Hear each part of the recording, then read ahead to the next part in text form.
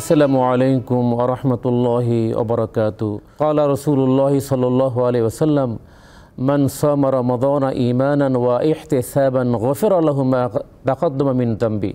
বিশ্বনবী আকায়ে নামদার তাজদারে মদিনা মুহাম্মদুর রাসূলুল্লাহ সাল্লাল্লাহু আলাইহি ওয়াসাল্লাম বলেন, যারা ইখলাসের সাথে ঈমানের সাথে আল্লাহ তাআলার কাছে সওয়াব পাবার উদ্দেশ্যে, অন্য কোনো উদ্দেশ্যে নয়, যারা সিয়াম পালন করবে তাদের জিন্দেগির সমস্ত গুনাহ আল্লাহ তাআলা মাফ করে দিবেন।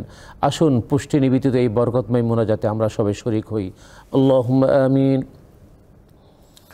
রব্বানা যালামনা আনফুসানা ওয়া ইল্লাম তাগফির লানা ওয়া তারহামনা লানাকুনান্না মিনাল খাসিরিন।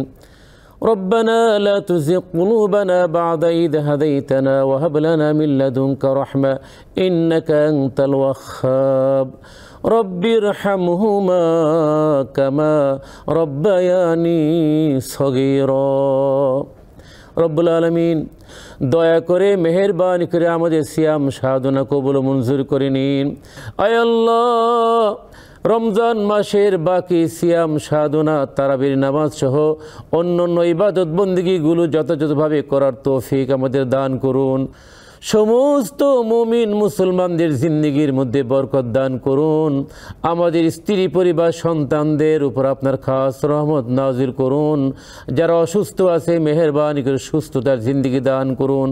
সুবহানা রাব্বিকা রাব্বিল ইজ্জাতি আম্মা ইয়াসিফুন ওয়া সালামুন আলাল মুরসালিন ওয়াল হামদুলিল্লাহি রাব্বিল আলামিন।